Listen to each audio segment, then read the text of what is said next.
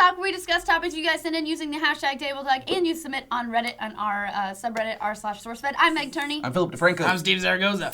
Jump in. Oh, wait, is that what it is? I'll do it. Kaylin Denton says, what's your opinion on the internet stepping in to aid police in capturing criminals or suspected criminals?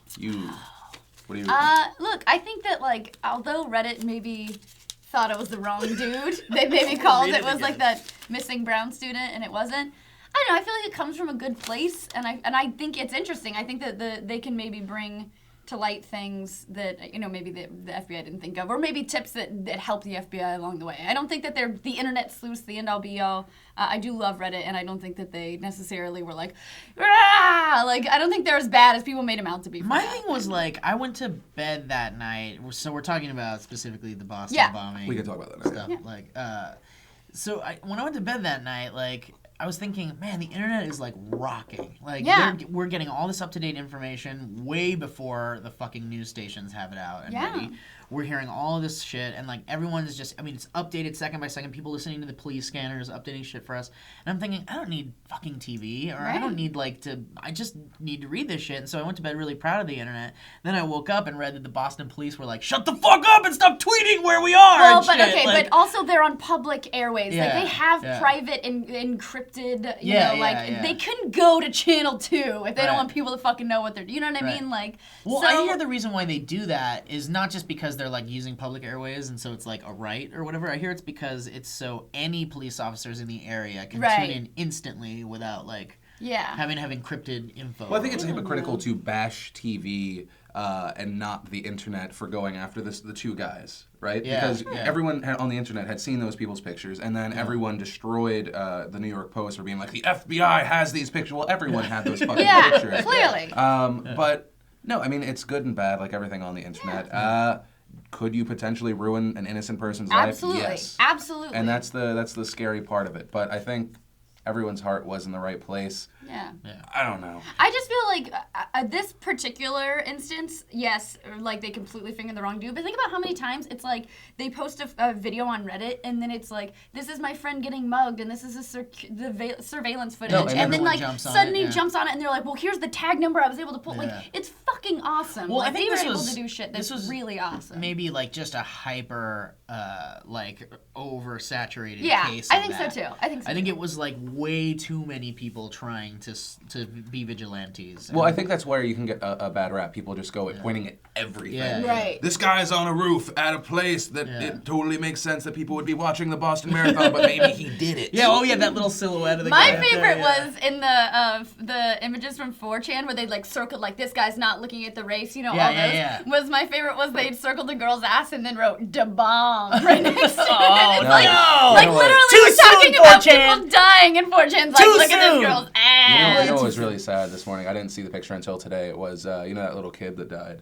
There's a picture of him. Fuck, I hate that And photo. then the picture of the bomber and the backpack. It's of him like sitting and he's smirking. Yeah, it looks like he's smiling. It's awful. Yeah, And you can see the mom and the sister and everything too.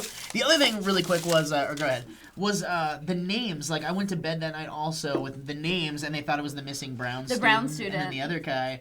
And I was like, wow, that's crazy. I was telling Sarah about it, and then woke up in the morning, two completely different names. Yeah. It was like hours later that they had different names. Yeah. So it was like kind of crazy. At Juan Igilio, Nailed it. 45M. Yeah!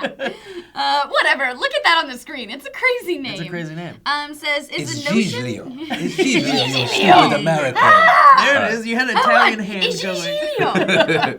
I just put like 16 eyes and is the notion that women like assholes true? Is there any truth in it? I think it's BS personally. I hope it's true. I took it very literally for a second.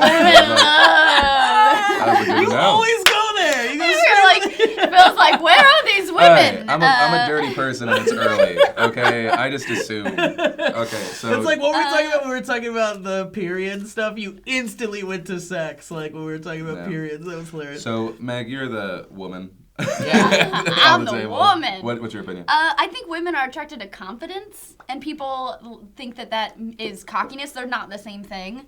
But I think people misunderstand that confidence is very attractive. If you feel like, if you got like that little like, yeah, I'm cool with me, like I feel like I got something going on, women are like, oh, he's got something going on, I should figure out what that is. So it becomes overconfidence then, right. And that's where the asshole The cockiness shit comes is, in. bad. Yeah, bad news. because like all the girls that I liked in high school before I met Sarah were always into the assholes over the guy, and I was like always the nice guy, the friend. Also, we feel like we can. I'll be the girl that he loves enough that he won't be an asshole and that's the anymore. thing. That's the fucking thing. It's like those girls always had the perfect combination. The dude that could be their sensitive, fucking talk to, listen to guy, and then the dude that's just the muscly, I don't give a fuck about you, but I look good guy. But the thing is that muscly, I don't give a fuck guy, you get like, and girls will get this, you get like a glimpse of like the good fucking person underneath there. Like one and you glimpse, think you can and get you're it like, out. Yeah. he's there! And it's like, you fucking I can change him! I can do I can this! change him. Yeah, no, then you wake up like years later and you're like, what the fuck was I doing? Oh god, what year is it? And by that time, the nerd that you should have gone with was already like long either committed gone. suicide Just or really fast. The should have gone with no. No, I don't think so. There's a difference between being a nice guy and being a pussy. That's true. Oh, that's 100%. true. It's That's true. true. I mean, you're right. Because obviously, yeah, everything in high school is kind of exaggerated. Instead of confidence, you have cocky guys. Instead of nice guys, you have pussies that are like complaining that girls don't get them. It's funny because you're right. There was a particular girl that like I hung out with all the time, Right. And like we were so close. We were like inseparable. And she liked this other guy, and I honestly believe if I had just been like, you know what, fuck it, I like you. Let's do fucking this. Go out. Let's Bitch, be we're boyfriend going and to girlfriend. dinner. The question is, I have no doubt Yeah. it would have happened. the question is like, if you're too scared to take that first step, why should she care? Yeah, it's true. That's the It's big true. thing. It's one of those She doesn't things- want a pussy as a boyfriend. It's one of those She things. wants It's one of those things like you realize later on in life. It's just like you just have to try. Like a friend of mine, Kirill, who he came into the office. Have you guys met Kirill? Mm-hmm. So he's a photographer. He goes to all these parties. Kirill, I love you, but you're a weird looking dude. But he has that Bowman personality that he doesn't give a fuck and he just puts himself out there. Yep. And he gets the hottest girls. I 100%. That's awesome. This guy I know, his name is Yaniv. He slays pussy like nobody's business.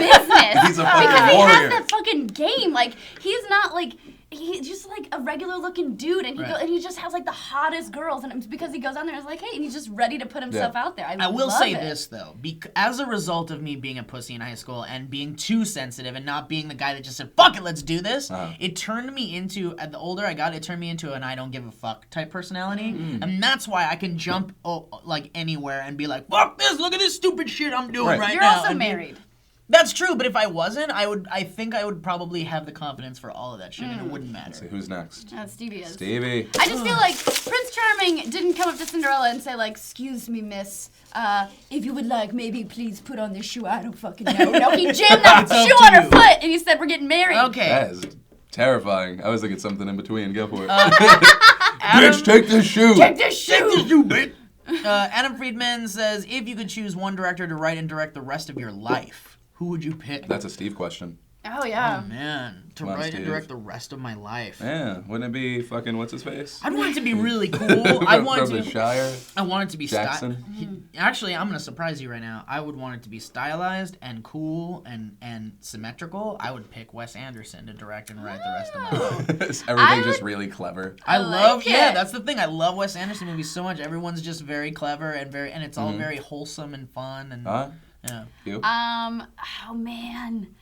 Quentin Tarantino, because I feel like I would just get endless pedicures. It would just be pedicures all day and night, foot massages. You'd also be like a total badass. Oh yeah, no, I'd he be loves the women super revenge badass. shit. Yeah. I'm sorry. Go Who for it. wrote Robin Hood Men in Tights? Who did that? That's Mel Brooks. Mel Brooks. Yeah. I would also like to be a Mel Brooks movie in my life. Oh, that'd be good. It'd be very funny. I think one of two. I can't tell. I think either Michael Bay, because he's just badass and awesome, And just Megan Fox rubbing her tits on shit just Dude. everywhere in your life. I mean, he's just Michael Bay. I don't care how much shit people give him. He's awesome. I was even No, saying we're to you talking this about morning. it this talking about morning, it. yeah. I was like, I respect any director that like he made Bad Boys, and they wouldn't give him money to do the fucking cool explosions. He was like, they're cool, and he fucking threw his own money in it. But anyway, He No, knew he they were had cool. this money in his holster. Ooh, money. Here's money. my explosion money. you guys don't do that. You're like, problem? If you were Michael Bay in your life, it would just be Megan Fox's tits and holster money. Or M. Night Shyamalan. Just so I could be constantly surprised. I'm like, oh, time to have bread. The minute before you die, you were a woman. What? No. I just feel like I can just picture you like 5 years after it starts, you're just being like, I get it, M. Night. I just want, like, it's like coffee and snakes pop out, and you're like, fucking M. Night. God. Well, actually, if we can choose two, then I think actually my first choice before Wes Anderson would be a Zucker. Like, so it'd be like a Naked Gun movie or like an airplane or something. Garo 108 says, is there a job you wouldn't do ever, even if it was the last job on Earth? Well, if it was the last job on Earth, the only job is survivor. Yeah, exactly. Well, oh wait, no, last job. That's kind of a weird thing to say if it was the last job on Earth. Yeah. Like, let's just say, is there a job you wouldn't do? You would never do. Wouldn't do. If my family needed it, no. I mean, it would be like person castrator. I probably wouldn't be down with it. It has to be a real job. I love how you baby just puncher. I love how you included male and female in there for person castrator. Yeah, like, not just guys. You wouldn't punch a baby. If Lindsay needed food and that was the only way you could get money, you wouldn't punch a baby. I'd do I the kill the baby? No. You just teach it a fucking lesson. Oh, I'd punch a baby. Yeah, punch a baby. I'd punch a baby for like $50, I think. I got 50 with my holster money. I will double that if it's ever Trisha's baby. Why are you gonna punch Trisha's baby? No, because she's so protective of babies. I feel like she wouldn't let you get near that baby. I'll take that money to punch my own baby. So, okay. I don't want to hurt Trisha's baby. She would never trust any of us near her baby ever. I don't want to do poop stuff. I don't want to work with poop Here's stuff, the like deal. septic stuff. Steve, Yeah. your family is about to not be able to eat. Yeah. Is there actually any job you wouldn't do? I guess not. Because I think that is a very... That's true. I hate that problem because... Just gonna fucking flip it from funny to like people that will take welfare rather than taking a shitty job. I fucking hate you. Yeah. I fucking hate you. Yeah. You are what is wrong with the country. Welfare is supposed to be a thing to just pick yourself back up, not so you can leech off of people. Try. Yeah, there's all this bullshit pride stuff that gets in the way of just common sense. You know what? You know what's prideful? Taking care of your family. Exactly. Fuck you for not taking a shitty job. Exactly. Well, on that note, thanks so much for joining us for I'm Holster money! Franco. I'm Steve Zergos. You could tell that it was a personal problem. That was great. I was like, I literally was just thinking, like, maybe we should go out on another one. So you would castrate people to save your family? I would do anything to save my family. Yeah. You know Trisha wouldn't let us within 100 yards of any child she ever has. No, She's not at never all. gonna let us do Well, now that you shit. said you're gonna fucking punch her baby, that's the most Only random... if there's money involved. I wouldn't do it for no reason. What if I gave you like a lifetime supply of hugs? I'd punch a baby, yeah. As long as it's not a fatal punch. What if I want that to you be like the name of really damaged, severely damaged? Oh, like learning deficiencies after that? Oh yeah. I Well, the would- baby's not gonna come out of that 100%. That should be the No name baby. of your book. Fatal punch. Fatal punch. The Steve Zergos story. AKA How I Killed Babies. How I Killed Babies and Why I'm in Jail.